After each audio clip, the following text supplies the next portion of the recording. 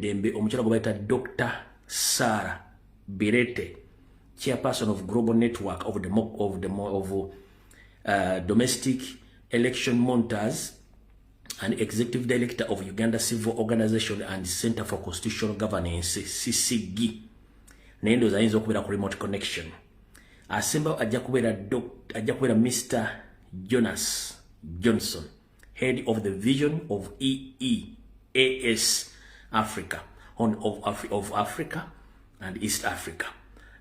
Meeting na buli kimu kijja kuba mukira bulungi nnyo. So kati sagala muntu yenna akubuzaabuza meeting egenda kubeera ku ssawa zigenda kubeera 10 zennyini.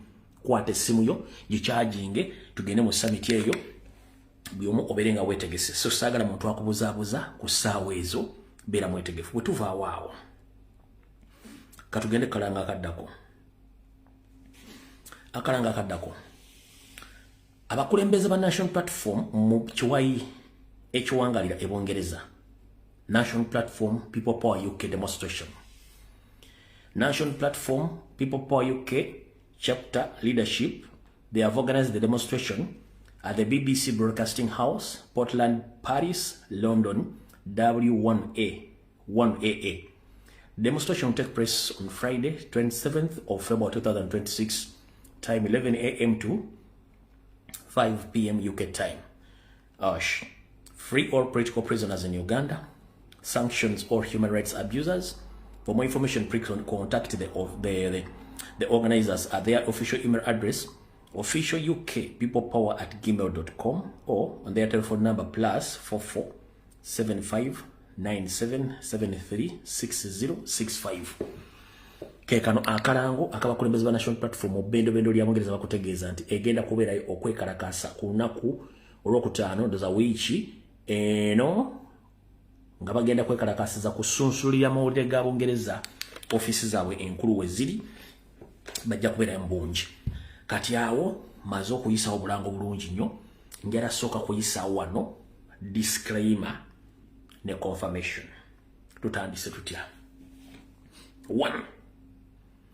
Njagala munsaliremu akatambi kano mukatambuze ku social media. Ekisooka, njagala munna Uganda yonna gy'oli agenda n'okkira akabox n'olonda omukulembeze kabere kansala kabe kyemano sifiri bakansala saako ne ba MP nga walonda ku lwa umbrella ne ku lwa National Platform ne ku lwa president. Ngenda kusaba nti obuyinza gw'obulina so si muntu gwalonda. Obuyinza gw'obulina. Museveni ne Sali Musale balina omuze ne program gye baagala okutandika n'okubasindikamu mbo mugwemu amaanyi otya. Bamanyi omukulembeze taliiwo nga baagala kumenya kibiina bagenda kimenya batya. 1. Mbu baagala bagule buli MP yenna owa National Platform asobola okugulika.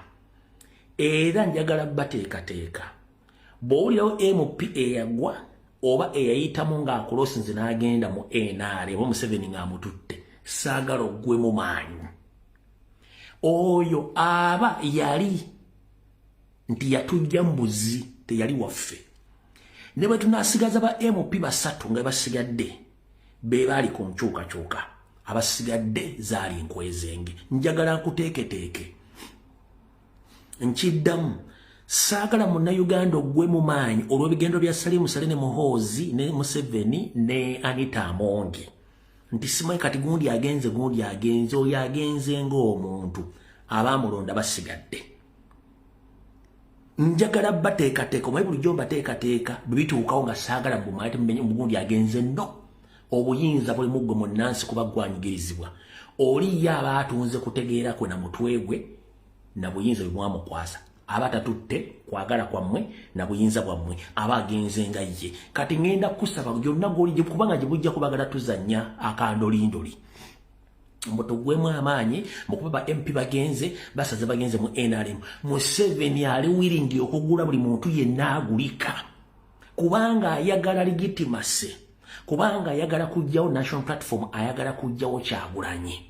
N'ennyongera okujjukiza Museveni obuyinza n'okwagala kwa bannayuganda kuli ku Robert Kyagulanyi Ssentamu ng'omuntu so si baakola nabo oba boli mu nteekateeka nabo okusala okuyingira ekibiina kyo kubanga gw'oli musuubuzi emmali ebeera katale ng'erina okutundibwa ng'eyayagala kwetunda ejja n'ogigula naye nga ffe abalimi weetuli tusigaddewo oba ffe bamanufacturers weetuli we can manufacture other goods so nkuteekateeka obere ng'oli aweya n'ekijja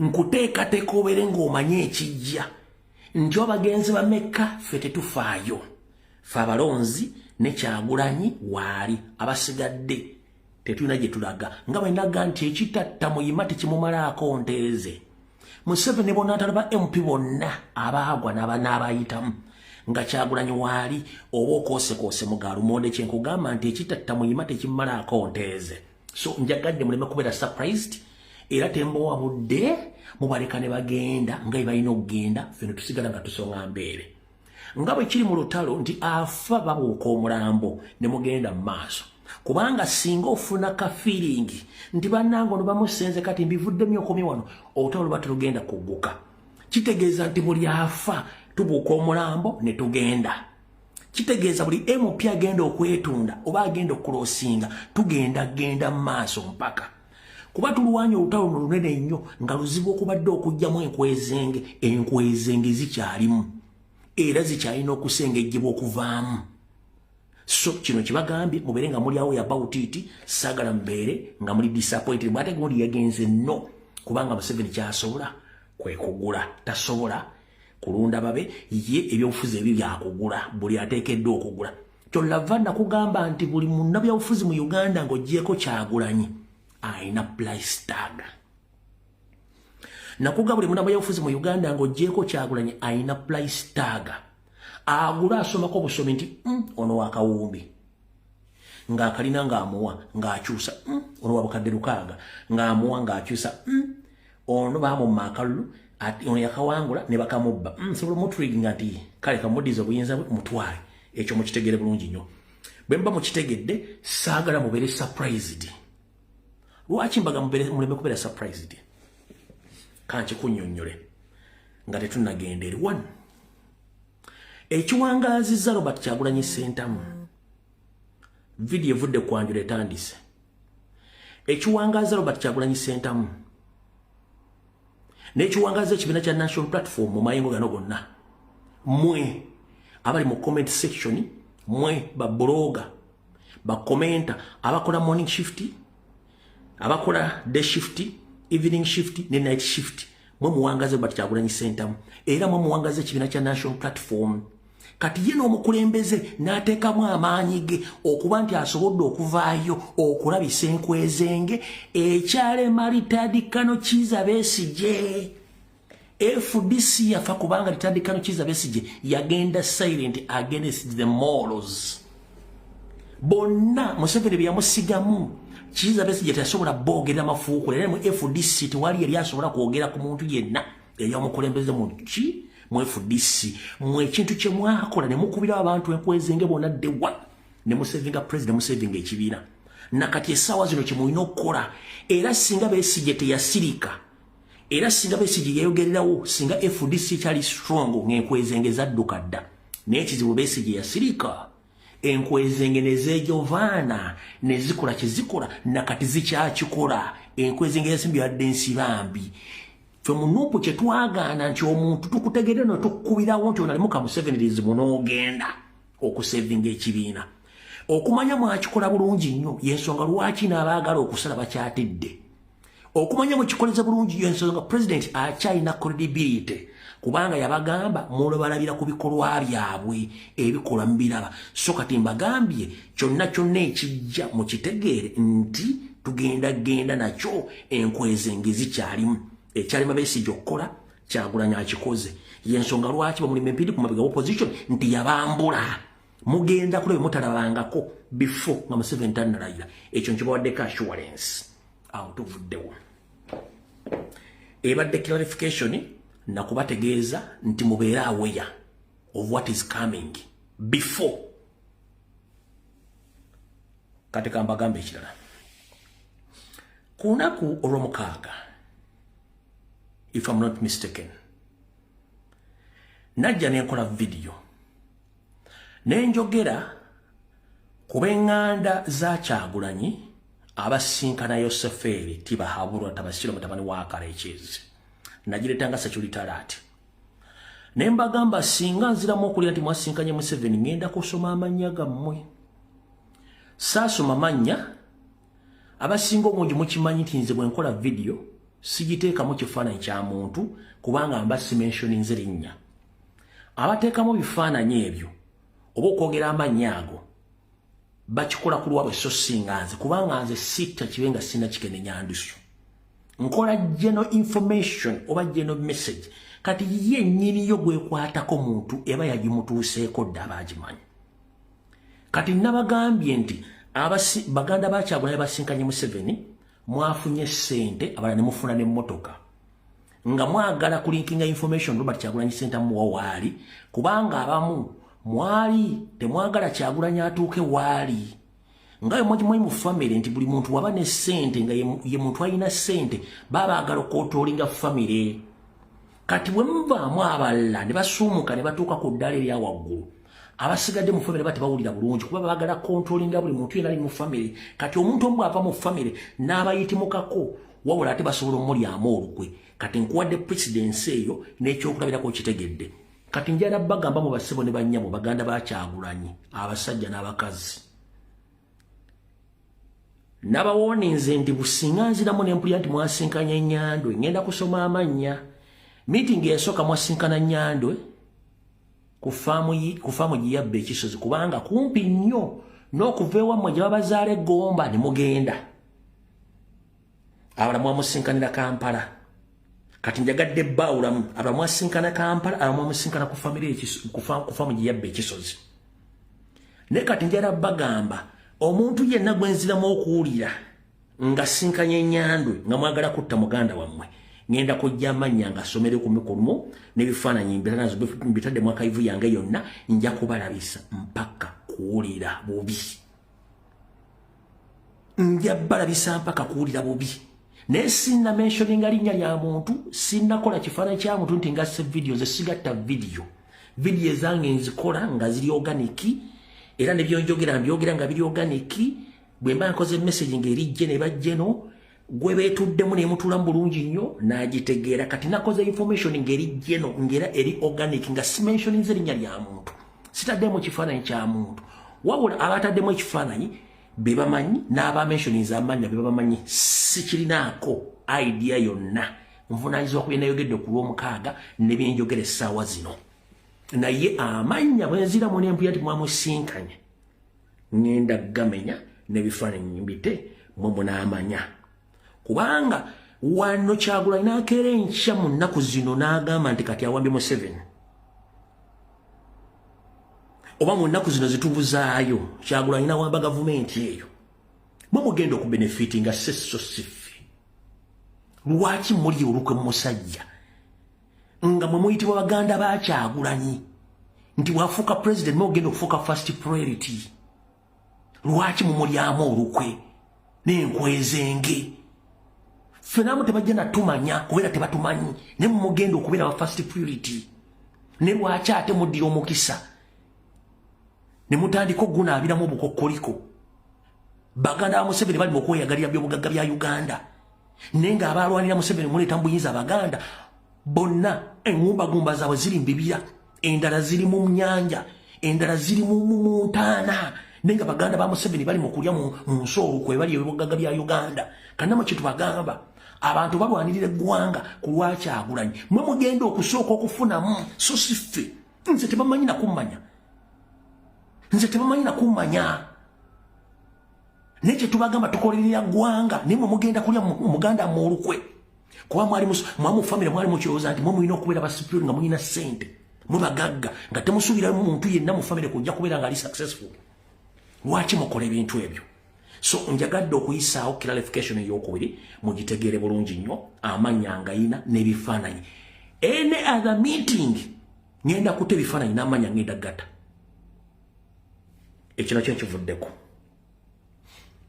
clarification eyokusatu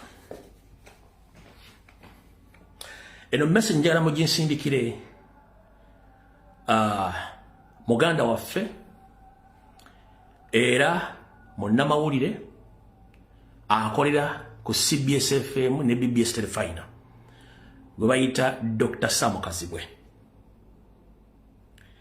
Dr. Sam Kazibwe ng'oli mukozi ku CBS era ng'oli musomesa ku masettendekero agamu mu Kampala. Nyinza okuba sinze nasoose okufulumya information ekutereeza nga bakomredi bangi bafulumiza information. Ne wapikinze nnyo interest mu bigabe nakwogeddeku. One, nkola disclaimer. Sinna kuvumako kubanga sivuma. Nakutte mu bigambo byo byennyini okutereeza. Omanyi tugamba ne gw'ozadde engoma, ne gw'ozadde akkubira engoma n'ozina. Dr. Sam Kazibwe oli musajja mugezi, oli musajja muyigirize, omanya amateeka, omanyi ne international policy oba foreign policy mu mawulire, era oli musomesa. Naye njala sooka kutegeeza okukola clarification nti teri mwana national platform kati agenda kuvuma no. Agenda kukwata mu bigambo wayogedde okusinziira ku kuzuuka ko baazuukuka akureasoning out. Mwokoko muyita okuvuma abasinga obungi ko bayita okuvuma. Lwaki twakutte mu bigambo byo? One,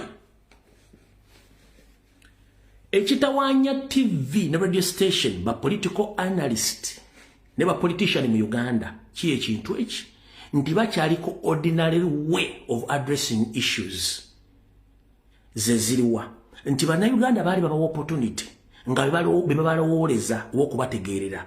Kati bannayuganda Kyagulanyi yabazuukusa, bamanyi foreign policy, bamanyi ne local policy. Omuntu yenna avaayo okuyisa information nebanga ebuzaabuza omwana oyo asobola ogikwatamu n'amanya ekituufu okusinziira nti kati bamanyi ensinga bwetambula. Ekitaaliwo luli mwatulanga ku TV ne mwogera ensonga zammwe nga batebaziinako idea ne muyitawo nazo nga zikuba oba nga ziwaana. Kati omwana atuula ku video yo n'aja analyzinga n'amanya wano obadde okolera Museveni, wano okuba enkyukakyuka, wano olimba. Omwana n'akoddamu nga takuvumye. Kati eri enkola edibiza ba politician nti abaana babandukula baga kino wayogedde kikyamu kino kiri bwe kiti. Essaawa zino ba TV presenter tebakyalina mulimu ne TV kubanga abaana basobola okuanalyzinga ensonga ezo both local ne ku international level. Kati ffe lwaki Dr. Kazibwe twakuzeemu nga tetukuvumye wakuba nti amu bagenda twakuvumye abaana tebasobola kuvuma dokita. Oli musajja mukenkufu wabula olumu n'omukenkufu akola era wagikoledde wano. Wajja ku CBS FM ng'osomesa foreign policy era abantu bangi bapinga interest mu okusomesa foreign policy. Era n'otugamba nti Africa teyetengeredde ebitundu 6 ku buli 100 abazungu bakyagitegeerera. Olya bulungi nnyo naffe nga tukiraba. Wabula olw'okuba nti TV ne radio kwokolera tumanyi bakolera ani naye batandise okwonoona. Wano wagenze n'otugamba nti Robert Kyagulanyi Ssentamu yandibadde awandiikira NATO. Yes, wagambye yandibadde awandiikira NATO kubanga nti resolution za EU tezina makulu era tezina kizigenda kukola. Gwe mukulowooza kwo naye njagala kukola mu clarification n'abanange bakukuttemu ku katono. One, okulwanyisa dikiteeta si kyangu ate dikiteeta beera dikiteeta ng'ayambibwako abazungu. Kyekisooka. Ekyokubiri, okwanisiitinga dictatorship mu nsi kwetaagamu abagwira bebani b'abazungu. Second, tebasobola kulumba dikiteeta yenna mu nsi nga tebamaze kuyita mu mitendera gya nsi yonna nga bwetambula bakiyita ensi yonna nga bwetambula geopolitics. One, tusooka ffero kale ntukuba omulanga. Embassy ziri mu nsi ezo ne zinterveninga. Bwe tumala embassies ezo ne zisindika message ku parliament za mu mawanga gaazo, parliament ne ziteesa ku nsonga z'eggwanga kubanga process by process. Tetusobola kutumba Museveni kumuggyako n'amaanyi nga tetumaze kutegeeza international community. One, bwe tubanga twasucceedinze okuyingira EU parliament for the first time tekibadde mu rekodi ya Uganda, oli professor njagala oteretera obujulizi nti politics wa Uganda yali ateeseddwa ku international level on politics mu European parliament tekibangawo. Twapenetrating issues of ne bazidiscussing. Kitegeeza resolution ezaakoleddwa EU parliament zigenda kuva mu EU Parliament zigende mu European Commission. European Commission is kuba ensi zonna eziri mu Europe era ze ziri mu NATO. Do you copy that? European Parliament nense ziri mu Europe zonna ensi za discussing the issues za Museveni ziri mu NATO. Joyagala tuwandikire direct nga tetusoose na mu parliament yayo. Tuba tulina kusooka mu parliament neza resolution bazisindika mu European Commission. Then European Commission neryoka esindika resolution neziweereza mu nsi ez'enjawulo. Kati European Commission ensi zonna ezinaba MP zonna zitula ku NATO, zitula mu UN Security Council. Ompulya bulungi kitegeeza ekiyise mu UN ekiyise mu AU Parliament bwe kiva mu European Commission kigenda mu NATO automatically, kigenda mu UN automatically, kigenda mu Ngereza bakiteeseko automatically, mu America genda kidiscussingako. That is the process. Tosobola kuva Uganda n'ogenda nti ogenda kuwandikira NATO. No, kuba gwe nti you consider NATO. Ebintu bitambulira meeting the process by process. Fekyo twadde tugamba ne kati gowojja n'otandika atoga nti oteeka wansi ekyateeseddwa mu parliament ya Bungereza nti kyagula tekirina makutu kigenda muyamba. Oba toyina oyambidde munna Uganda tamanyi foreign policy ng'ate gobadde osomesa foreign policy ng'olaga nti Europe n'abazungu bakyalina influence y'amaanyi mu Africa. Nze awe nakwatidde buli bakomole bakwatiddemu ne sinna kuvuma era sisobola sina buyinza mu kuvuma wabula twakuttemu nti era gye wakoze. Olw'ensonga tukimenti radio ne TV kwokolera bannyiniyo already bali compromised. Era kiri ku record nti bukyanga muzzukulu wa Buganda Robert Kyagulanyi Ssentamu ajja kwesimba ku Museveni. TV kwoli ne radio kwoli yagaana omuwagira. Era emulwanyisa misana na kiro. Era ekola ky'amaanyi n'okucompromising abaka ba Nuupu nga bayita mu mayiga. Y'ensonga lwaki twazze tukugambeko ekintu kino kitegere bulungi nnyo so si kuga nti twakumye twakulwanyisiza nno. Tukutegeeza nti ebintu bino biyita mu process ka process esooka twagifunye. N'olwaliro ennyini omukulembeze agenda kwogera mu parliament eyo.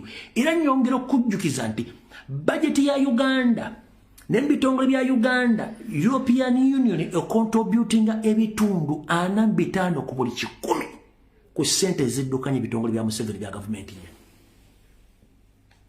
Ndowooza kitegedde. So si nti twakuvumye. No, teri mwana yakuvumye. Abaana twakuttemu ensobi ntono. Era njagala okkirize nti wakoze era. Okusinziira ku byosomesa bulijjo ebya foreign policy. Era notegeeze ensi nti omuzungu watali Africa tesobola kubeerawo. Kati lwaki bwe twagenze okutuuka omuzungu tumugambe nti omuntu gwomudiringa naye mukyama atoga nti ate tekina kye kigenda kukola. Kubanga ensi zonna eziri mu European Union ze ziri ku NATO, ze ziri mu UN Security Council. Era ne beziba zigenda kulumba dictator zeekwata zonna ne zitula mu UN Council, UN Security Council ne zitula fensi mukaaga kukyasaliddwa katugende. Nzo kitegedde bulungi muganda wange. Yensonga lwaki abaana bakukuttemu so siga tulina olutalo naawe. Awo tuvuddewo n'osagala kulonja gadde kola clarification otegere ensonga ezo. Nawo tuvuddewo era tugenze ku nsonga. Era njala okubaza nnyo ba comrade mwena bakoze video nga mutegeeza ku mukulu professor era Dr. Sam Kaziwe ku era gye yakoze. Kuba yabadde era. Olw'ensonga statement gye yakoze teyawukanako n'aba NM gye badde bakola. Era njagala kugamba nti ekigenda okusuula bizinensi zammwe eza media bannayuganda baabuuka they can analyze. Ekigenda osuula Kereziya church n'emizikiti nti bannansi batandise okuzuukuka. Bwe mutandika okubuulira embuulira embi n'okubazza mu kolido bategeeza ebintu ebitakwatagana bingeri gye balamu bintu bagenda kukyuka. Lwaki? Nti ensi bw'ekyuka amaaso n'abantu bagenda kukyuka. Nazzi kuno ng'enzikiriza ezimu tezikkuba na tezikiriza kkuba ngoma mu Kereziya oba mu church. kati bigenda bikyuka tukyuka n'omulembe kati n'ensibu tebwetambula n'olw'ensonga eyo awo nvuddewo saagadde kulwawo nnyo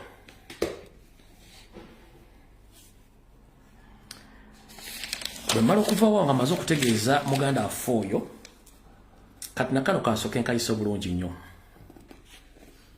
lwaki mbagambye nti pulezidenti waffe akoze kyamaanyi nnyo okulabisa Museveni n'enkwezenge era njagala mu praising ennyo Robert Kyagulanyi Ssentamu nti akoze kyamaanyi nnyo okusinga opposition yenna eriwo lwaki Dr. Rutandikano Kizza Besigye munnabyabufuzi ekyo tekyo kijjaawo naye yakola n'abantu bataasobola kugambako ng'abatya era n'abakulembeze mu kibiina baatyanga abantu abo n'abawagizi baatyanga abantu abo yenjawulo eri wakati wa National Platform nani ne FDC Robert Kyagulanyi Ssentamu teyatya abantu abo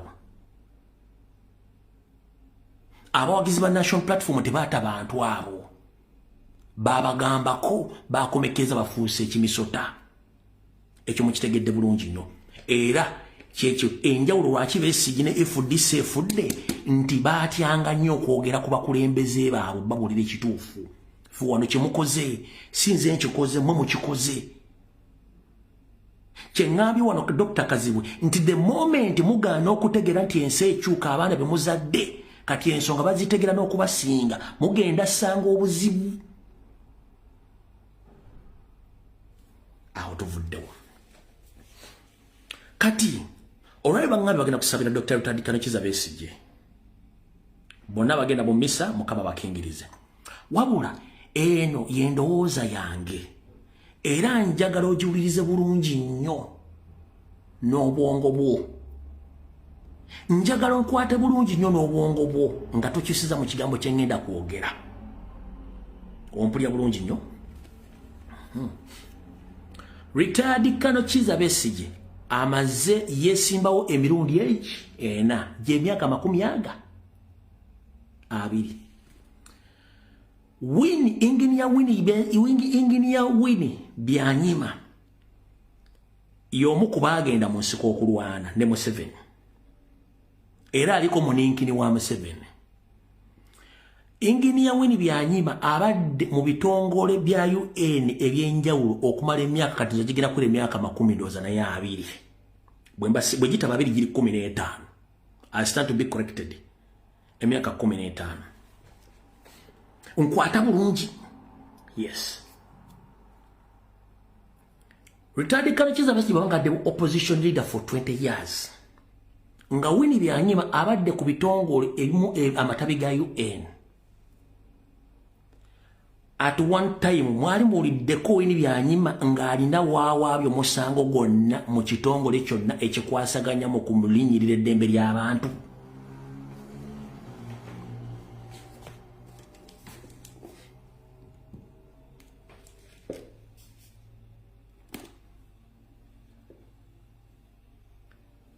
wali owuliddeko Winnie Byanyima mu myaka gy'abbawe gy'abadde ng'opposition leader ng'akozesezza ofiisi ze ennene z'abaddemu ng'awaabidde Museveni nti atulugunya Besigye oba atulugunya bakulembeze ba FDC oba mwalabayo demonstration yonna across the globe ng'edimandinga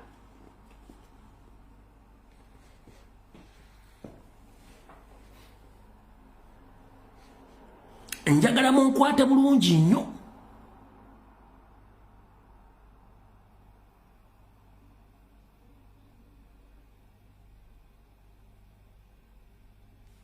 Nupu since 2019 tubadde mu demonstrations across the globe nga tuwandiika amabaluwa ku level yonna nga tetulina representative yonna mu UN nga tukosa ba chapter leaders n'abalala ne ba lobbyist abantu bali mu diaspora bakooye nkubuuza ku myaka 2 Besigye abadde opposition leader Winnie Byanyima nga ali ku matabi agamu aga UN nga mukulu nga Museveni yamuwandiikira ebbaluwa ofuna emirimu yali awandiikiddeko ekitongole kyonna ng'akondeminga brutality eyali mu Uganda oba ekitongole kyonna ng'akondeminga human rights abuses mu Uganda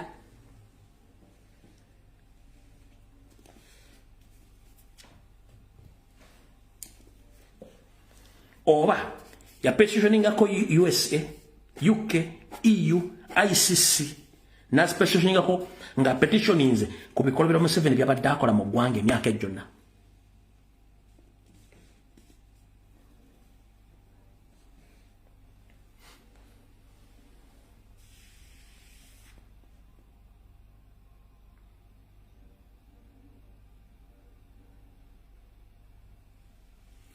Tekibangawo.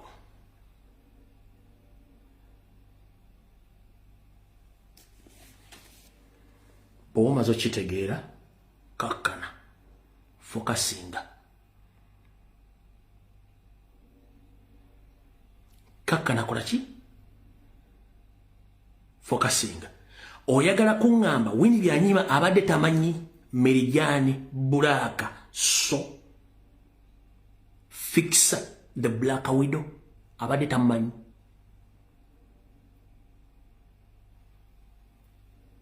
Obadde oyagala kuŋŋamba nti Winnie Byanyima tamanyi Madivani atwala obwakabaka bw'Obungereza bwonna nga ambassador wa Uganda nga mukyala muyindi abadde tamanyi. Winnie abadde tamanyi bambega bonna abadde bakolya Museveni ku international balobest abadde tamanyi.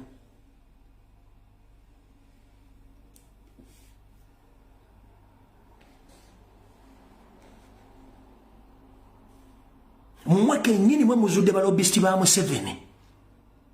Mweke nyini mwe muzudde ba ambassador abakyamu abatali banna Uganda nga Museveni abakozesa. Mweke nyini mwe mugenza mu International Criminal Court okugulako Museveni emisango. Genocide in 1994 Kyagulanyi yali byabufuzi. Luwero massacre eya 2 million Ugandan people Baganda. Kyagulanyi yaliwo, yali politician. Koni Kyagulanyi yali politician. Kasese massacre Kyagulanyi yali politician. Although he was there. Chiwetere Kyagulanyi yali politician.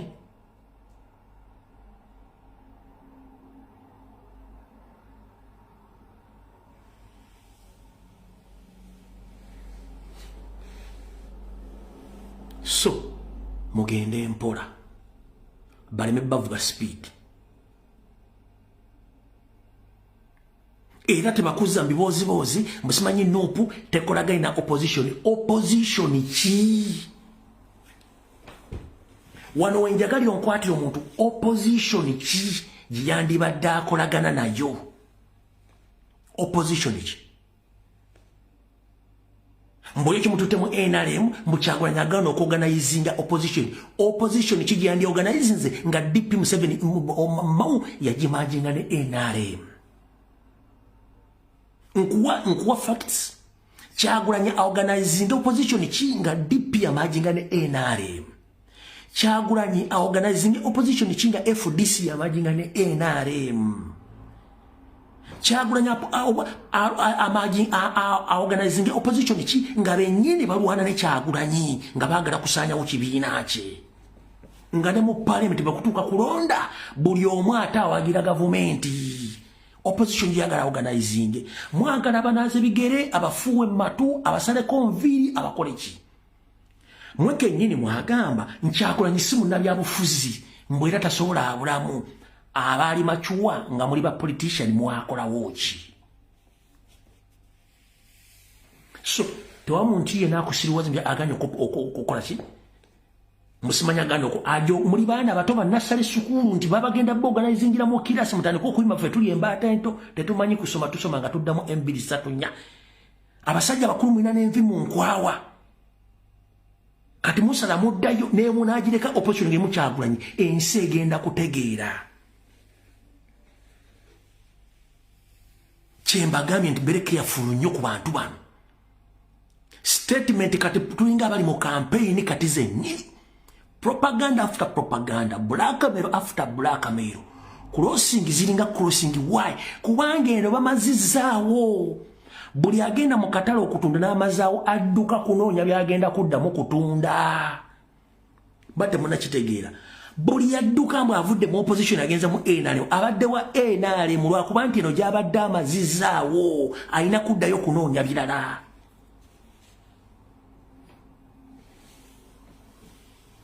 Nakyo mbadde muganya okitegeera.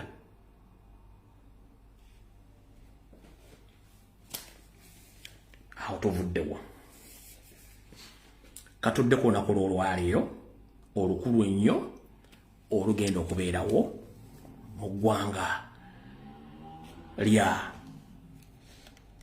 Brussels e Belgium. Naye nga tetunnagenda eyo kansooke wano. Nyandyo Soferi Tibahabulwa lutabayisira mutabani wa Kale kyensite bizizide ensaga bisibe na nyirika buyonje etambula. Bagambe ekiswazo omugagga kwe kutana kentula ng'ate bulijjo wana mugagga bwayo yente bwayo ekibumba ttante bwayo yensiga ttante. One. Kino kankibabuulire openly mu kitegeere. Teri muzungu gwe mmanyi abanga alimu oluddugavu. Teri muzungu gwe mmanyi oba be mmanyi ne abanga alimu oluddugavu. Ng'abadde akola emirimu gye mu underground mulabisa nakkiriza okujja mu public ayogere tekisoboka kubanga aba agenda kutta credibility ye. Temusuubira nti Marijani Bulaka Sofixa Bulaka Widow nti agenda kujja ku platform eyayogere tasobola bwaki. Buli kyabadde akola badde akikola bumenyi bw'amateeka ng'akikolera Museveni. Wano ali mu myaka egiwummula. Ekisooka ajja kubeera ku platform buuze munnange watandika ddi okufuuka watandika ddi okuyingira Uganda amenyenga video mwagirabye. Bw'amala obimenya bamubuuze ebintu byonna ebibadde bikola mu Uganda obyogerako ki. Video abasirikale nga benyigidde mu kuwamba okutta benyigidde mu bululu nga boogera kaati ne video eziri. Marijani Bulaka agenda ku defendinga ki. Singa omusajja amugamba owaaye Marijani Bulaka ambassador nti ye. Egwe ambassador Museveni nti ye gwobadde lobbyist we nti ye. Nti kale bwe twatula mu parliament ewedde nti ye twayisa resolution nti okulonda kwa Uganda it was a military operation. Ojikkiriza oba nedda. Marijani Bulaka obujulizi babuzanya ali ku TV nga video muzira bakozi onanga bezibadde asobola okugamba nti yabadde military operation. Bamubuuze owaaye mukyala Marijani Bulaka nti ye osobola otuwa details z'obululu bonna Museveni engeri gye bufunamu DL form ku DL form. Osobola otuwa full details of Museveni's victory. Marijani Bulaka asobola okuwa full details eza victory ya Museveni. Nga ne website poto ya EU teziriyo. Katika nkwe comrade yo mumanyi bulungi nnyo. Eddakiika emuyo eddakiika ziringa 3. Simanyi obanka batere mabega eno. Kandaga kati huyo comrade mumanyi bulungi nnyo. Kanyongeza ku ddoboozi wano. Actions occurred on January the 15th, 2026. If you go to the website of the so-called Election Commission, which is ec.or.ug,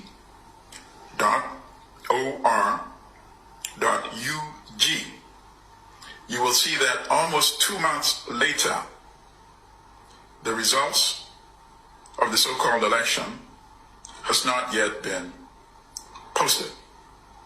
We're going into March almost, right? They cannot even come up with credible lies, you know? You know, in the world, you have lies, and then you have credible lies. Credible lies, what are credible lies? Credible lies are lies that are almost convincing. So the Election Commission, under Injustice Simon Bakama, is unable to come up with a credible lie. And that's why the so-called results, which is an attempt by military dictator General Yoweri Museveni and deputy military dictator imbecile Muhoozi Kainerugaba, their continuing attempt to steal the election from Robert Kyagulanyi, aka Bobby Wine, is coming into some roadblocks. Think about it. They know that they will not be able to post results from all of the polling stations in Uganda. They can't. So they cannot even validate the steal. You see? You go to the website.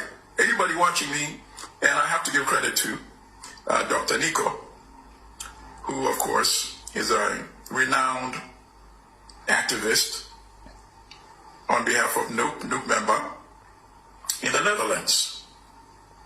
He pointed this out on his tweet, I believe it was yesterday or the day before. So this is a challenge to the BBC, which already coronated election thief Museveni as the so-called winner of the election. So BBC, don't you think this is an issue of interest?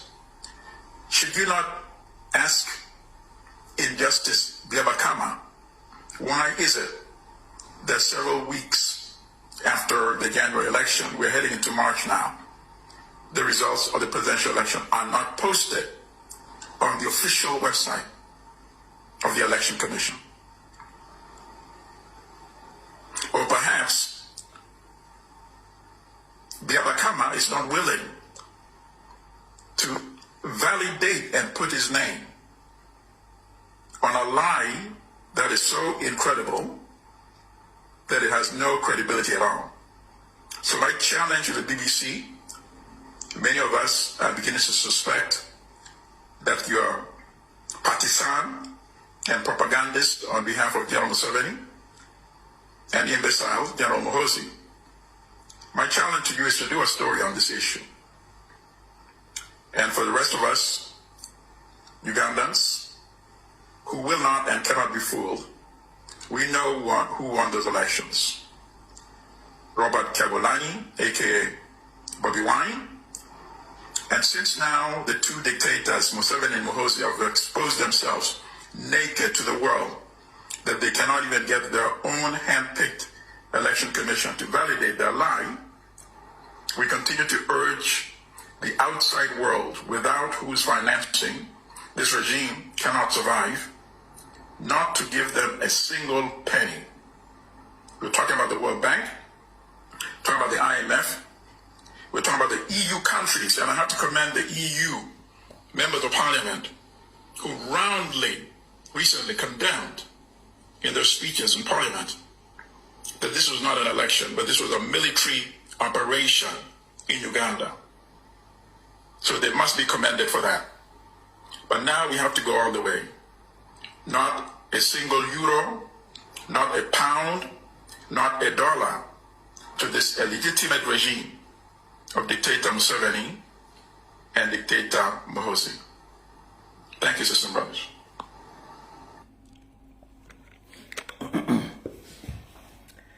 Kati yambale kiteeteeyi wekube make up ono gwe bayita kopagalo gana amajamaki wekube kopagalo osooka oteekako foundation oteekako kopagalo ozeeko ozeeko buloka zeeka jansi ofuuke muzungu oteeka wiivu oteekamu ne ovakado ofuuke omukazi ogende ku parliament ya EU lwaleero nga gwe Marijani Bulaka so fixa Bulaka widow omire bakubuza ekibuzo osobola otuwa full details z'ebyava mu kawulo ka Museveni nga eyaga nti Museveni ewangula talina details ezo ekyo ekibuzo osobola kiddamu otya omukazi abadde mutuufu obutajja tanange ejja agenda kiddamu ekyo nga kiwedde njagala wano oteekewo ekibuuzo bagenda kubuuza Marijani Bulaka watu osobola otunnyonnyola lwaki abasibe Museveni byakwata mu 2019 2020 mu kalulu akaggwa bali luddawa babavunaana musango ki osobola otuleeterayo omusibe yenna eyakonvictibwa oba omusibe yenna convict nga bamusiba omusango nga gwa byabufuzi nga gwamusinga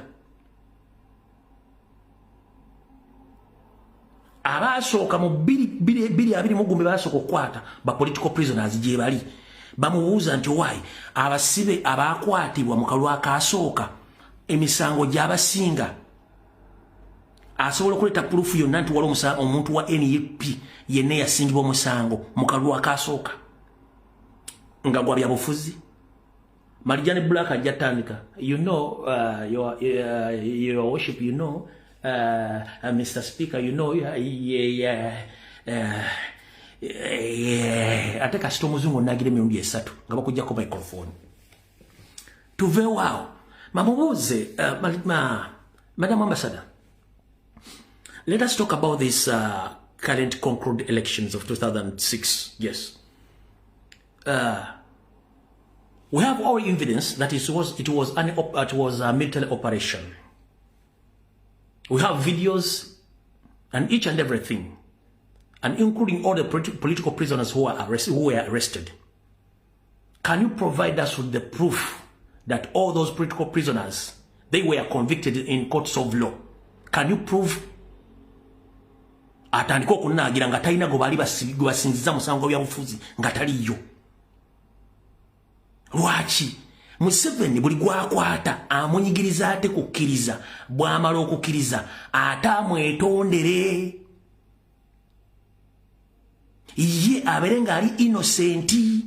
Kyovula bakibamanyi nyigiriza amachete bakkirize ate bakwetondere. Okitegeera kyamanyi kyokka so sinti yabasinziza emisango giri wano bwe tegiriiwo.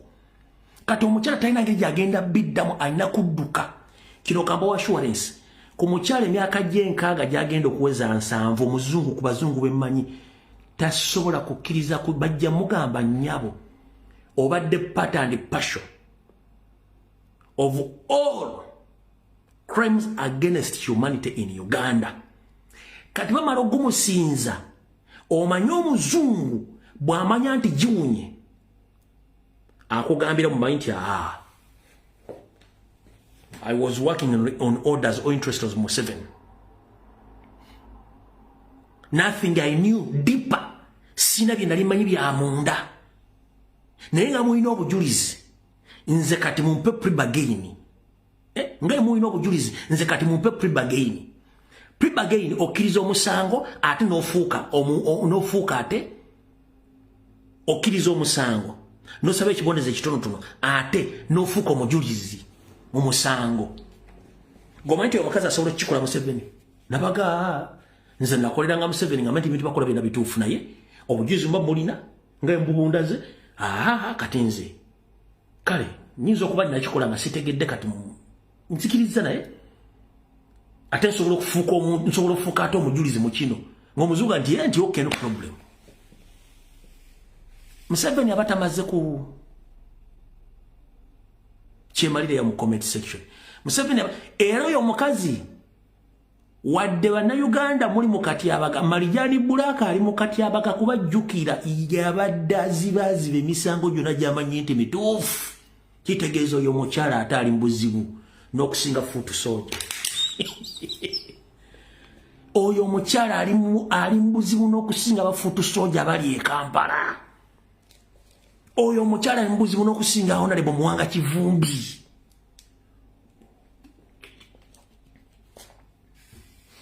Lwaki ali mu buzibu?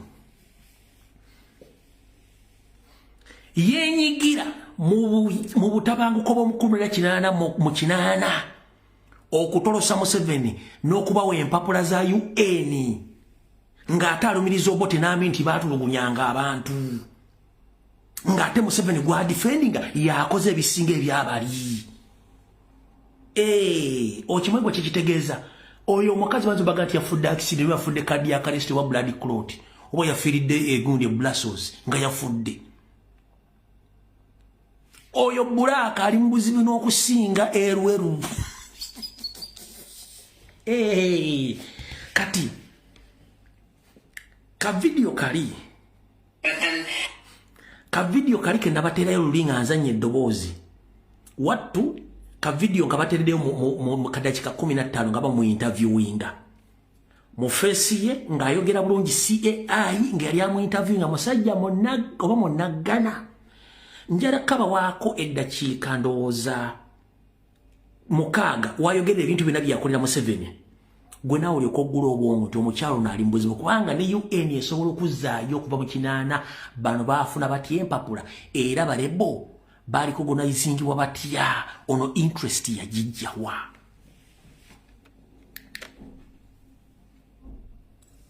kanka kuweka eddakiika zino entono ennyo saagala kuwa nnyingi nnyo. The fact that I was based in Kenya and dealing with refugees is the one that, obviously that's why I stayed. Well, you trained as a lawyer. Yes. You had your master's in law. Yeah, with a specialization in international law. Okay, then you switched to diplomacy. Yes, well, surely being a UN diplomat, you have a little bit of a taste to it, although that's for the United Nations, it's different than representing a country and being based somewhere else. So it's after my involvement as protection officer with refugees, I got a lot of involvement, especially with Ugandans. Yes, thousands were there from Uganda. Okay. Yes, because they were fleeing away from the Obote regime. President Museveni at that time was a guerrilla leader. Guerrilla leader. That was the second coming of Obote. Yes, after Amin's period. Amin was ousted in 1979, and then Obote came back. And the elections did not go very well, honestly. So then President Museveni decided to fight a guerrilla war, and he was the leader at that time of the National Resistance Movement. Yes, and then there was Obote was indeed ousted in July '85. And in that period, by that time I was no longer working with the UN because I had worked there for 3 years and I decided to stay in Kenya. And I became a consultant, marketing and legal consultant representing Dutch companies in Kenya and in Sudan and in Tanzania, so I was traveling the region. But the Ugandans had a terribly difficult time in the time that I was with the UN, and people were sometimes being kidnapped and then put across the border in Kenya. So then I had to really take care sort of the refugees. They had my telephone number in their pockets, like if they were picked up by police. I don't know how many times I had to go to police stations and try and find out whether some Ugandans had been detained. Then they would be charged with illegal entry. Hold on, Maljan Black. You are telling a story about the kidnaps and the killings of innocent Ugandans in the 1980s.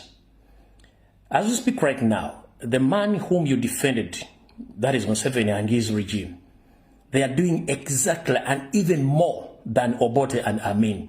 Have you ever surfaced anywhere condemning the brutality or the kidnaps or the arrest of killing innocent Ugandans in the previous 7 years?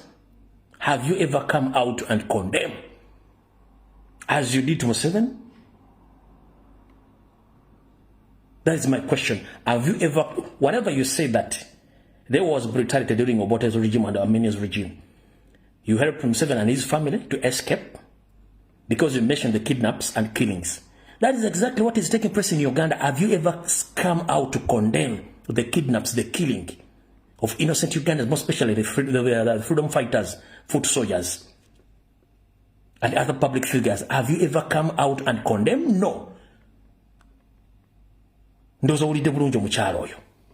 Your legal stay in Uganda, in Kenya, and I had to, of course, rectify that. So, indeed, I had to assist a few refugees. Was that in your capacity as a protection officer? From the UN? From the UN, yes. Then later you became a marketing consultant to Russia? Yes, that was my own company. I started to set it up. How did you get involved with the NRM then? Yes, well, during the period that I was working for the UN, of course, there were already many sympathizers of the movement, and there were other movements, other fractions who were also fighting the Obote government.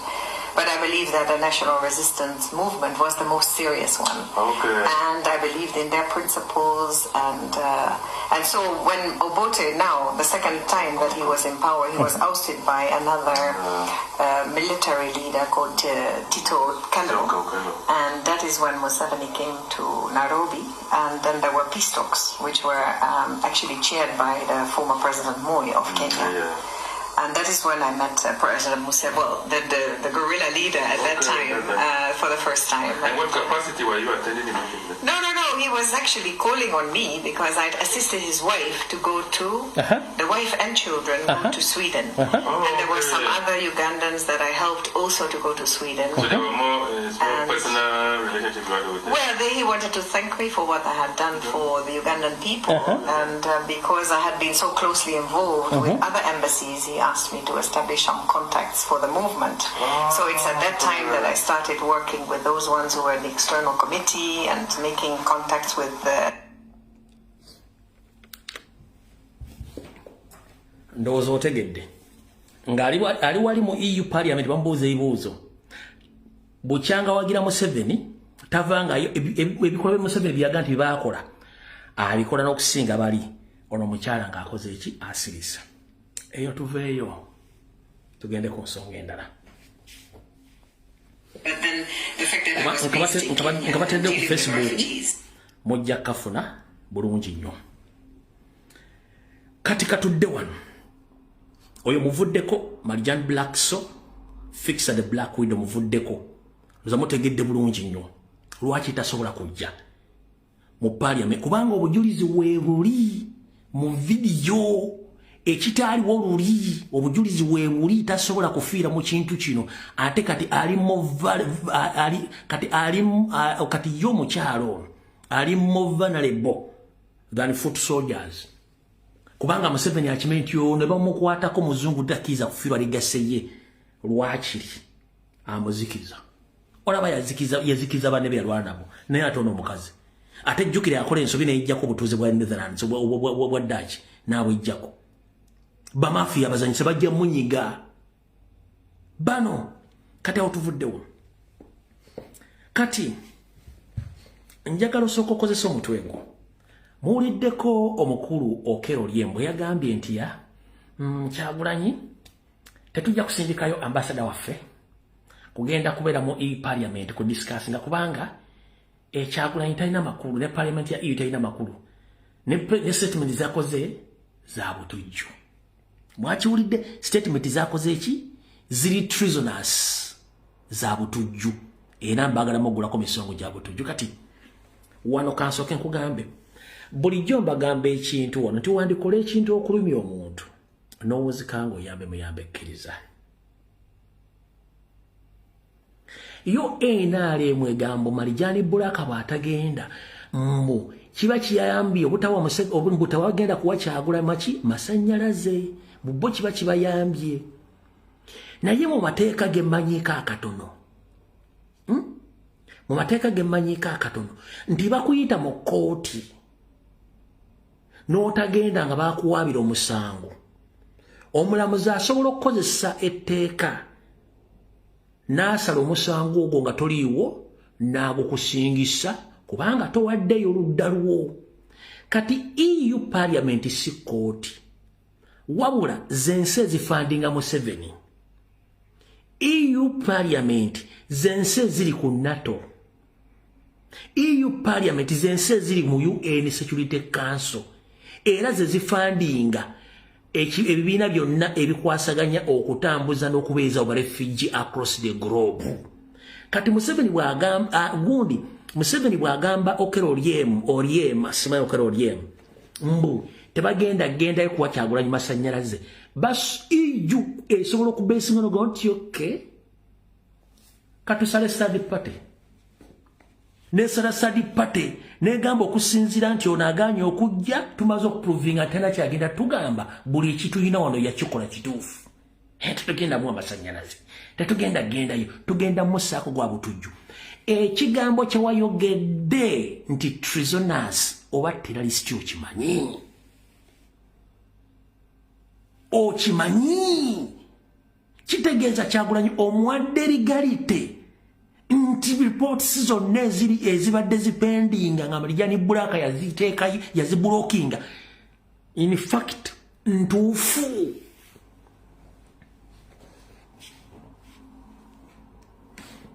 uliriza akatambi kano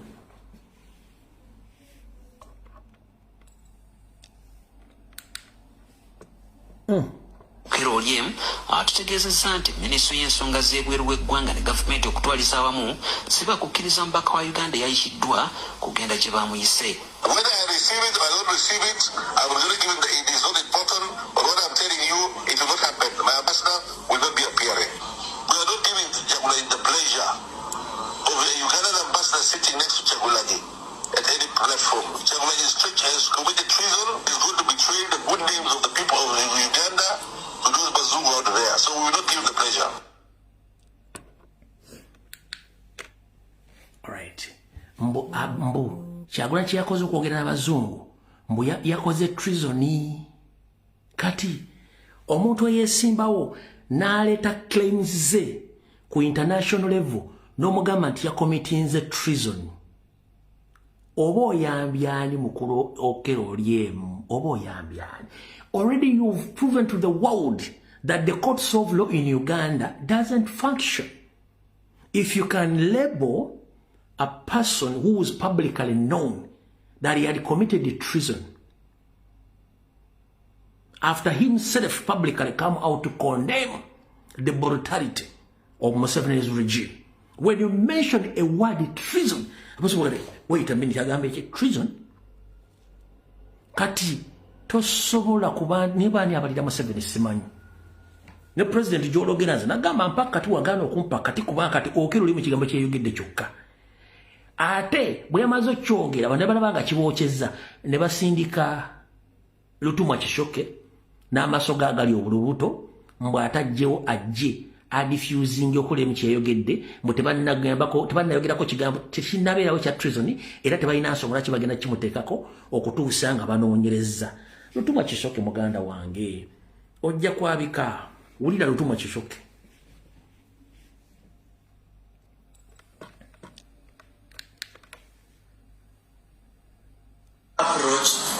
My approach to communication, I will only communicate what I've been given. As we speak today, there are no treason charges leveled against Chagulani. But if they were to be there, it would be at this very forum that I would come and announce. Just like the way I've been doing it before. So at the moment, I do not have any extra brief or any brief about specific charges against him. I think I've answered you. All right, Lutuma Kishoke ogambye nti byoyogera bakuwabiwe si bwe kiri gwe ne minister ni mukama wa monne mukama wo ye minister yagambye bwati gogambye tewaliwo treason charges against Robert Kyagulanyi Ssentamu kubanga bakuwa you are just feeded. They feed you, but your boss publicly said they are treason cases. Nkuwa information ono mukamawo.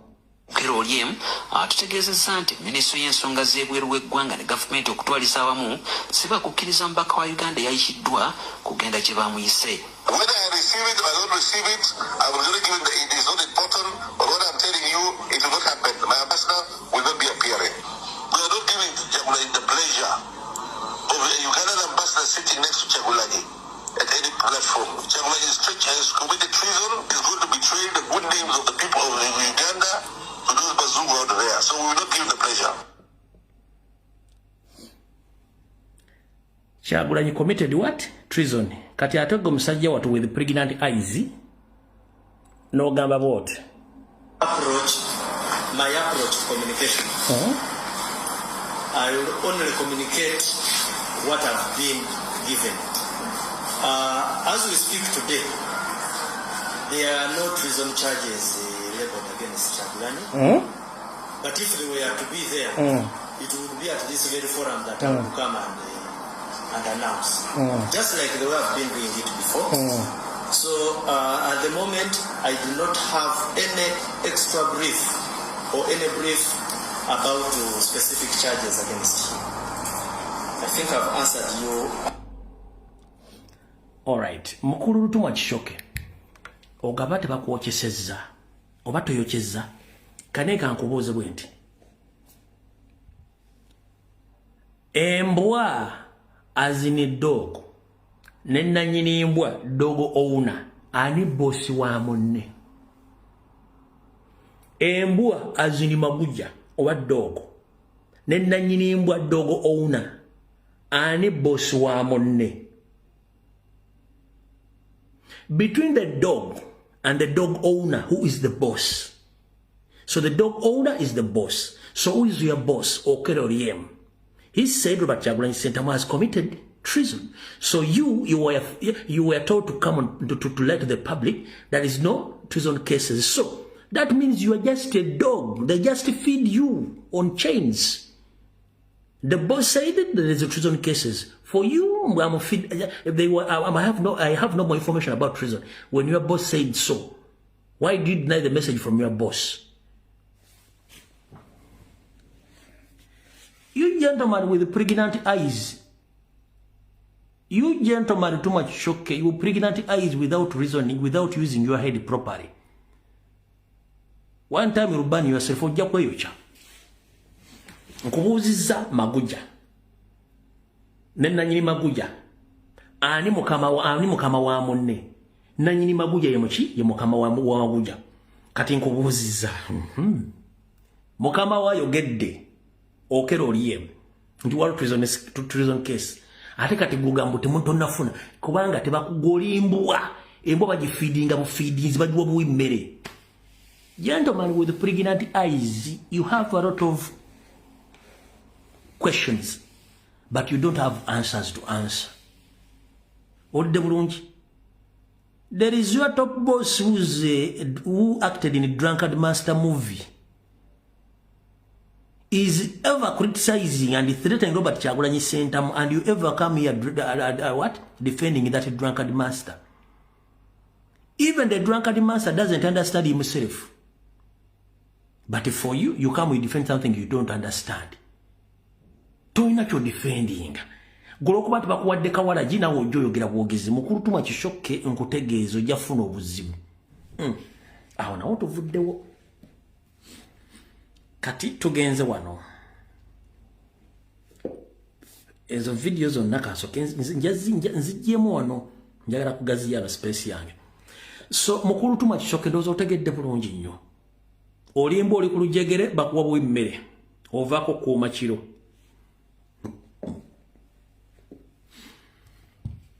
Mukuru Nyande Osoferiti bahabulwa lutabayisira mutabani wa kale kyensete mzezere ensanga bisibe na nyini kabuyonje tambula je baliko sibo kansubire nti oli bulungi. Munnange bakuwana okudduka toyita wopangisa. Emuvu yokoze minje ense kulaba. Omanyi ebisere bisinga n'omugeza atuuka n'asikiriwala. Kyovula nti Abaganda tugamba nti amagezi mulyo bagakoggwako gakimebwa omulirwana n'akuwa ku magezi ago. Naye olw'okuba nti okwemanya nnyo essajja lyaleetera ssajja obuzibu. Okwemanya nnyo essajja lyaleetera ssajja obuzibu. Kati yeggwe. Social media eno bwe yajja yakufuukira akayinja mu ngatto. Era otera nnyo okweyiwa amanda mu mbogo nga totegedde n'onyiiga. Kiki ekikunyiiza nga tewali akunyiizizza gwe kwa ssajja amanye essajja lye weesiga. Kati ekitundu ekyokubiri kitandise.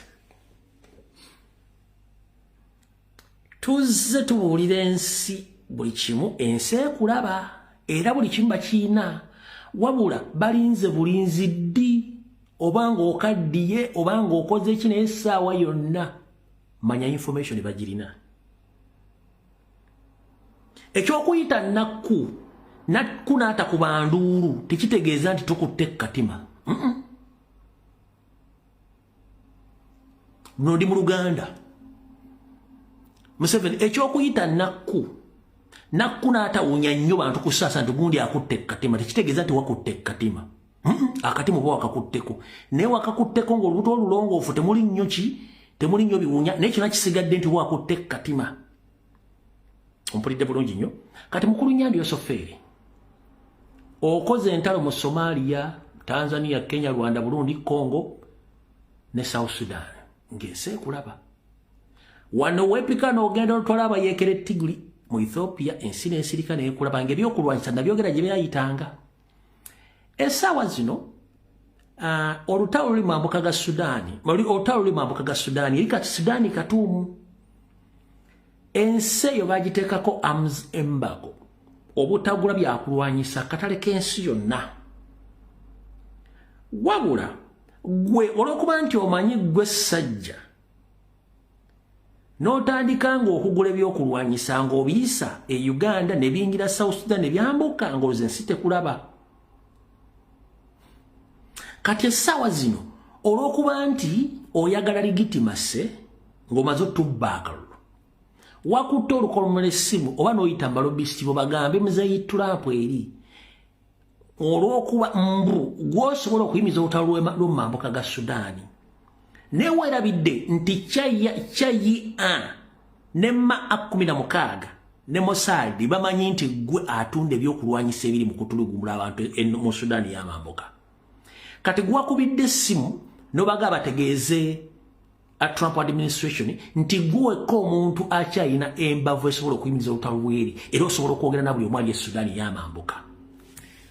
Kwe kukyaza omusajja ono.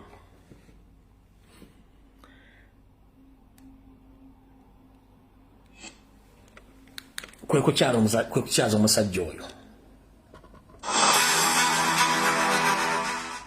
Saundi kanjijjemu.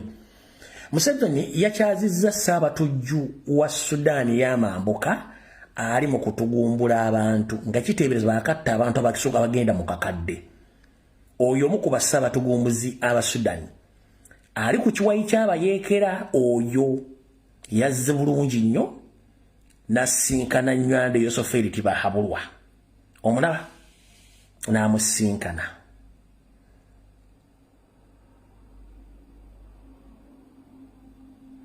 Omulaba bulungi nnyo n'amusinkana.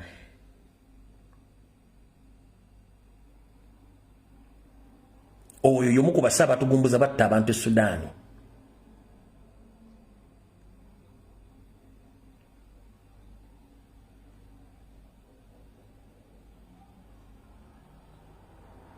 N'amusinkana.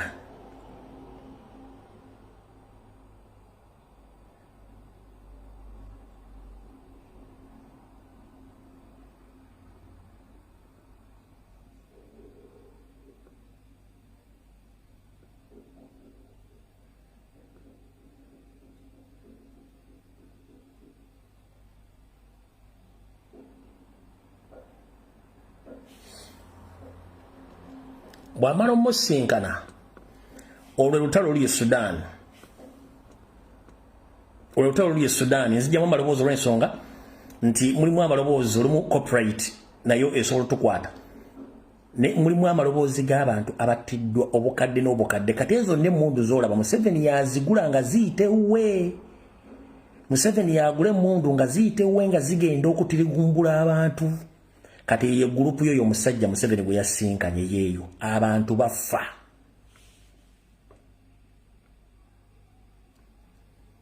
Nzijemu ddoboozi for corporate.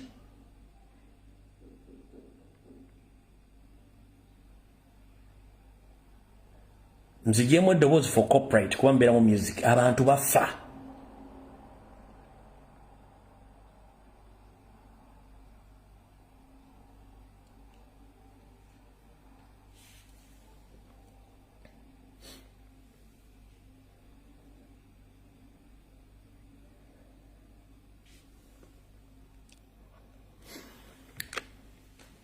Kati bwe yamaze okuyita oyo kyaliwe gwaguze ebyokulwanyisa. Ye Museveni akimanyi nti takimanyi nti ensi emanyi nti yakukusa ebyokulwanyisa n'abiguza abayeekera ba Sudaani. Oyo kyali gwe yayise. Kubanga Sudaani yo nga bagiteekako envumbo y'okugula ebyokulwanyisa tena kugula byakulwanyisa biyita wa Museveni. So Museveni, you think the world doesn't know that Sudan as a country was sanctioned not to buy any weapon at any international market. That is what we call arms embargo between the sitting government and the rebel group, which is led by that gentleman you met yesterday.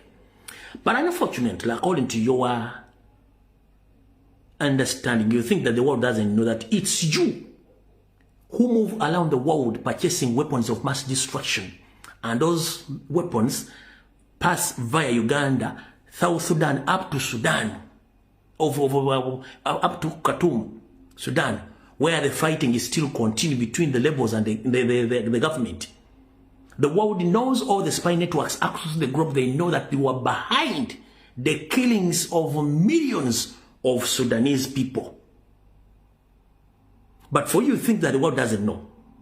Yesterday, after inviting that gentleman to the refugee camp in Entebbe, that is the State House, then you picked up your phone and calling Pentagon, seeking to be the mediator between the fighting groups in Khartoum, Sudan.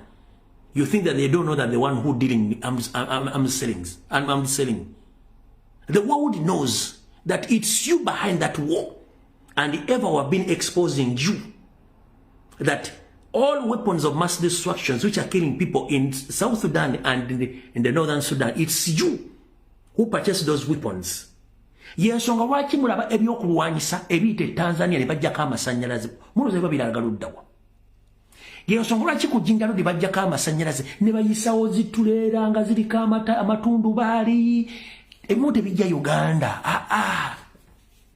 Kambaliremu ebyokulwanyisa ebyo biba bigenda South Sudani, biba bigenda Sudani yo mambuka, ebira bigenda Congo, ebyokulwanyisa ebyo ebira bigenda Central African Republic, kubanga ensi bazimiriza eggulu ebyokulwanyisa okutulugunya n'okutta abantu.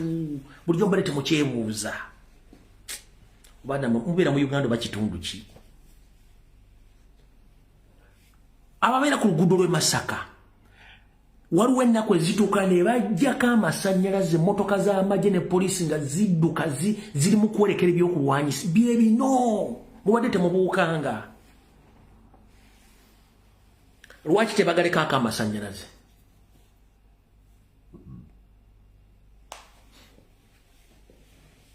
Ndowooza kati ogudde obwongo. Mula bantu kufa mu South Sudan, bantu kufa mu Sudan y'amambuka, bye byokulwanyisa babitambuza kawungezi ne bajjako amasanyalaze. Mubadde temubuukanga. Ono ye Kasamba Lyanda, ono Nyando Yosoferi, kubanga yo omutima gwo gwakuyiwa musayina kutta bantu, kwefuula ggalo ssajja lino. Buli mbadde mbuka lwaki amasanyalaze bagajjako ku Jinja Road ng'emmotoka ziyitawo zizingize ebyokulwanyisa. Ne bajjako amasanyalaze okuva egundi emutukula mpaka ebimotoka egibigendera gyebisituka babatambuza byakulwanyisa bino. Abaana ennimule baba biraba bulungi nnyo nga biyingira. Yalooza ensi temulaba.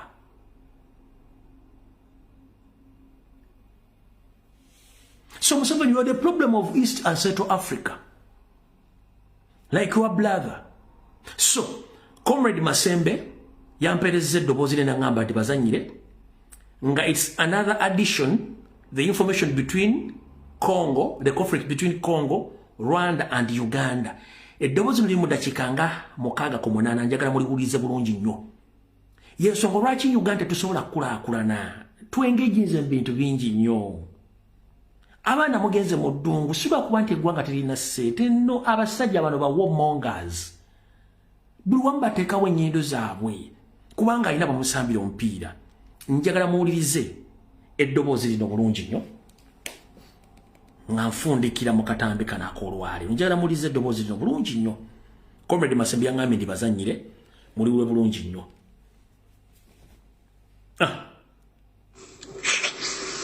Mukulu mbuyege baliko ssebo nabadde mpuliriza gundi ene ya Marijani Black omukazi mumukutte mu nsingo ne Museveni wali kati gamubugumye. Omukyalo oyo abadde kizibu ky'amaanyi nnyo ku Uganda era kasuubire nti abaana banaakola protest ez'amaanyi, naye ng'eno mu nju ya sitaani ekutta omuliro Museveni sitaani neeri ewa munne ewa Kagame bitokota si bisaanikire. Kagame ali ku pressure y'amaanyi nnyo nnyo nnyo nnyo nnyo. Naye nze ndowooza bwe tuba tukuba Museveni ne Kagame tumukubire kumu kubanga omu bw'asigalawo asobola okuzza munne. Tulina chance nti America eyamba ku Congo okuba Kagame. Tufuna chance eraba nti tusobola okupushinga tiimu okwegatta ku Congo okusobola okulwanyisa Kagame. Kakati ebiri mu nju ya Kagame biri bwe biti. Kagame byasiba byebikutuka. Kakati jukira bwe yayamulukwe mu Trump mu ndagaano ya Trump musunguwavu nnyo era babadde bakuba Kagame mabega ka weeks 2 eziyise nga Kagame agezaako kukozesa zino zikamikazi drones kati okuba amagye ga Congo naye Congo ereese ebyokulwanyisa ebya America nekuba Kagame bubi nnyo. Kagame kyakoze atidde agamba CIA baagala kumuggyako. Alina changes zaakoze mu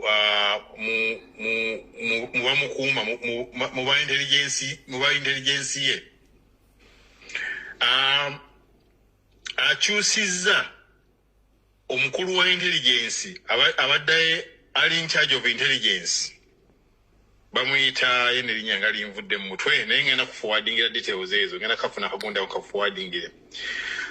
Bamuyita James Kabarebe. Yes, Kabarebe abadde advisor wa military intelligence amukyusizza nga agamba abadde akolagana ne CIA n'aleeta John Paul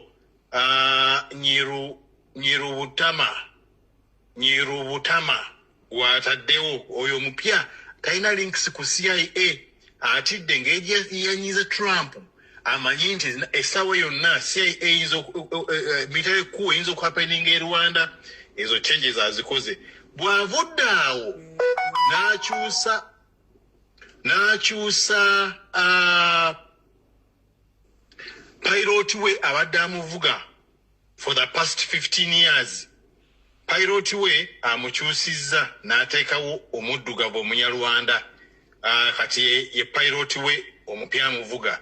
Eyo zonna pressure eva mu America okulaba nti akyusa ebintu ku speed. Economy egende yonooneka.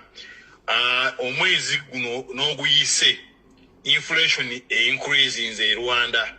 Central Bank ya increasing the lending rate nejijja ku 7.25% nejisa ku 8.9%. Kitegeeza economy embinyo mu Rwanda. Chovola abadaddukira ewa Russia wa Putin abenti bamuyambako okola mu Europe abenti afuna ba partners mu Europe bamuyamba oku stabilizinga takyasobola kubba Congo. Abajasi be babakubyemu emizinga Congo bali mu dduka abo nabo. So ebya Kagame si birungi. Nze kyembadde ndowooza nti abantu baffe balina okumanya nti Kagame tali bulungi. Basala amagezi agegatta ku Congo. Ekyembadde nebadde kyokugamba kiri nti mutabani we yali omukulembeze wa Rwanda naye asituse avuddeyo yegasse ku Tshisekedi ayagala bukulembeze Rwanda. Mutabani we yali omukulembeze we Rwanda naye yegasse ku Congo ayagala bukulembeze Rwanda. Kagame ali mu trouble essaawa yonna bwe bakugamba nti Kagame bamuggyeko ku military ku Rwanda towakana era katulina okipika mu nnyo nga tukipika mu kya Museveni tulabe nti akasajja kantu kasendekereza kabe nga kavaako kale bye biva e Rwanda tunabatuwuliziganya naye ng'emmanya nti ebiri e Rwanda kitokota sekisaanikira abanyarwanda batandise kati nnaku zino bayanse okudda mu Kagame babuliddwako ekyokukola. Abaana basindika Congo babattira Congo kati abavubuka nabo ab'e Rwanda batandise okwecwacwana tebalina mirimu tebaagala genda Congo abayita mu magye ate bagenda mu magye abasindika Congo bano bayita abahutu ayagala bamalirawo Congo kwegamba awe Rwanda bweyimiridde bwetyo. Kale tunabatuwuliziganya muganda wange naye n'ebiri e Uganda biganyiza okuwayaga e Uganda investigating a housing finance bank looni zonna mugejeeza ez'amayumba eziwa baganda mannya banyarwanda. 90% of beneficiaries abafuna mu bya housing projects eza housing finance bank bava Rwanda.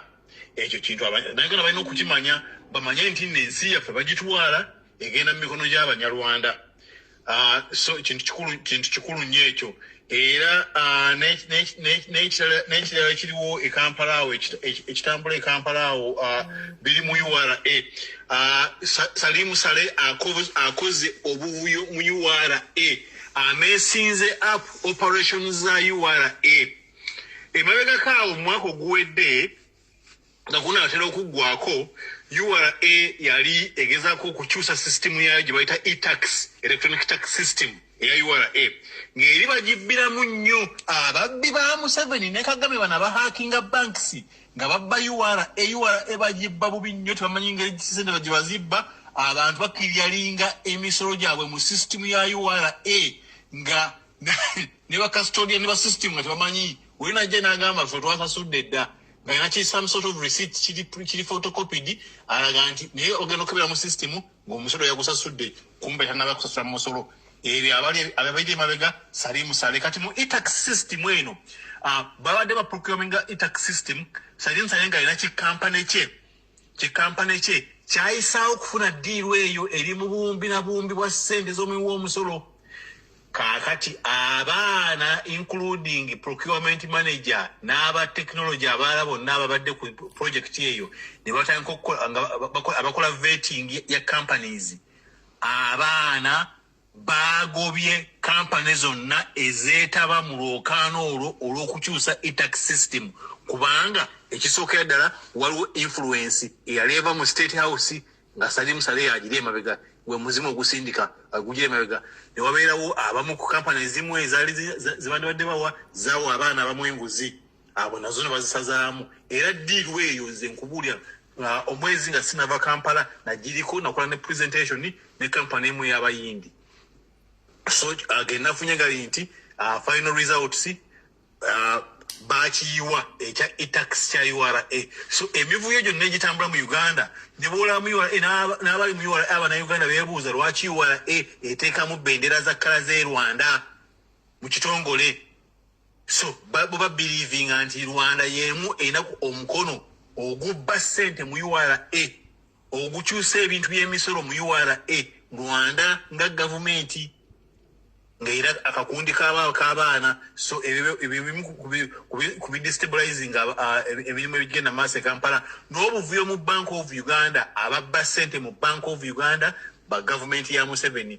Bank of Uganda erina system ssente zibula enkya n'enkadde buli ssaawa empya n'enkadde tebamanyi ani atwala ssente mu system ya Bank of Uganda era nabo balowooza nti ba insider ba Museveni bana bahackinga banks mu Uganda so waliwo frustration mu Bank of Uganda waliwo frustration mu URA emivuyo egigenda maaso mu ggwanga ensi erimu economic turmoil Rwanda erimu economic turmoil Uganda erimu economic turmoil buli kimu kyonoonese ekigenda maaso Abannayuganda balina kwekwata ku Bobi Wine kulwana kulaba nti bana abasajja bavaako kubanga toyinza gamba nti ogoba bali bagoba Kagame eri ate ffe ntuleka Museveni abo bali ntugoma Museveni ate Kagame n'asigalako abasajja balina kugenda babiri bombi tulina omukisa nti Congo efubutula Kagame emisinde naye obuvuyo obuve e Congo mu Eastern DRC ne Rwanda buyinza okugwira ffe Abannayuganda betajjaako Museveni n'ekirala ekisembayo abantu baffe bakulooleza abantu baffe abasinga bali mu byobufuzi nandisabye nnyo muganda wange oyiseewo kino president waffe n'abalala aba National Unity Platform. Alright, information mugifunye mpemu 1 minute malo okulaba wano mpemu. Alright, ekyo nja kiddira bannange ndowooza mweteeketeeke tugende ku platform za EU zonna. Waliwo confusion mu time. Essaawa 10 ndowooza za Europe n'endowooza 12 ze Uganda. Njala confirminga essaawa zino essaawa 10 ndowooza ze Europe wabula ezaffe ziyinza okuba saa 12 ne mweno process tweteeketeeke tugende ku mikutu gyonna tusobole okuba nga tutambuza message ku gino gyonna emikutu tugende tweteeketeeke oba saa 12 tubeere nga tuli aware mutegeeze abantu. Ngenda basaba muve ku diversion z'abapasita nadde n'ebidobaga nga muve ku diversion z'abapasita abapya abamubumbulukuseewo ng'obutiko. Mbegayiridde muve ku diversion z'abapya bapasita bonna buli gomanyi nti pasita mwesonyiwe ng'oli wankyukakyuka tosharinga tokomentinga ku kiki kyonna omuzannyo gw'obazannya guli systematic nnyo mwesonyiwe ebibozibozi by'abapasita mwesonyiwe ekibozibozi simanyi yassa omwana wagulu ebyo byonna kasita mulanga YouTube ayingidde mu kintu ekyo mwesonyiwe agabozibozi simanyi ono bamukoze bati simanyi ono bamukoze bati simanyi ono mwesonyiwe agabozibozi gangi ezo na diversion wabula enkulu saagala mugomo diversion z'abapasita ezo diversion muziveeko nkiddamu diversion z'abapasita simanyi ono yetasaba kya 10 simanyi tasaba birabo simanyi ono yazze ezo na ziriwero set bulungi nnyo temuzigendako tufokasinge ku struggle yaffe n'okutwalaganya abalaba bali mu ggwanga mubayiteko n'olw'ensonga eyo njagala kubata mukama akole ki abankuumira okujja nga aliwo ekipya kamala okubeerako eno mu malaalo mmala okubeerako eno mu malaalo ndabe ki ekiriyo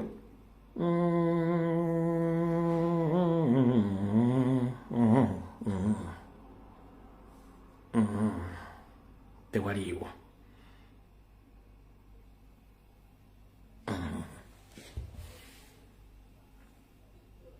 mukama bankuumire mweraba bye bye mbaagala nnyo mweraba mukama bankuumire vidiyo ewedde tugende tusinkanewa ku EU bye